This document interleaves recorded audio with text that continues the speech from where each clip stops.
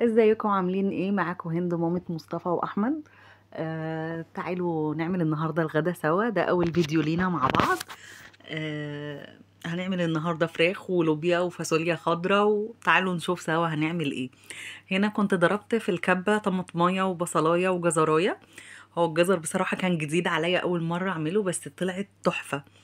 آه، حطينا التوابل ملح وفلفل، وحطيت حبة من السبع بهارات ورشة كركم، وهنقلبهم سوا.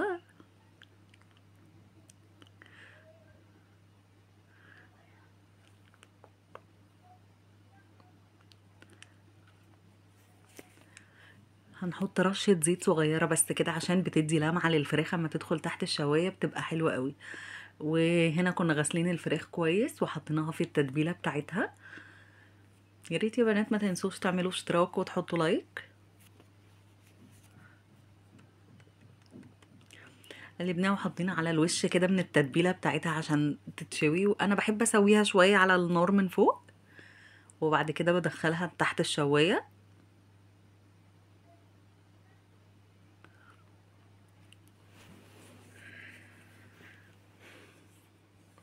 هنا بقى هنعمل الصلصة بتاعت اللوبيا والفاصوليا سوا. انا بعمل صلصة واحدة وبعد كده هقسمهم في حلتين.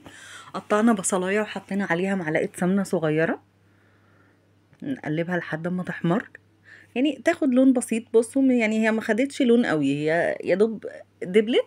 وبعدين معانا طماطم معصورة في الخلاط، حطيناها هنسيبها تغلي شوية، يعني غلوة بسيطة مش لدرجة ان هي تتسبك.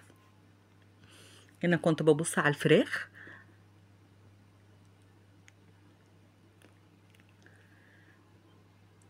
هنا بصوا اهو خدت حبة من الصلصة حطيتها في حلة تانية عشان اعمل فيها الفاصوليا. انا كده كده هعمل شوية صغيرين خالص من ده ومن ده، لان عندي الولاد مش بياكلوا الاكل ده قوي. حطينا اللوبيا، عندي كانت اللوبيا مسلوقة، حطيناها واديناها غلوة، وبعدين نقلت الحلة هناك وحطيت حلة الفاصوليا هنا. برضو هنقلبها ونديها غلوة بس كده لحد ما الفاصوليا تستوي وهنطفي عليها. هنا كنت بشوف الفراخ استوت ولا ايه، وبعد كده شلتها. انا مع الاسف ما صورتش المقطع ده، انا شلتها حطيتها في الفرن تحت الشوايه. اه هنا كنت بحط التوابل، حطيت برضو ملح وفلفل اسود ورشه صغيره برضو من السبع بهارات، رشه صغيره جدا يعني بتدي تيست حلو.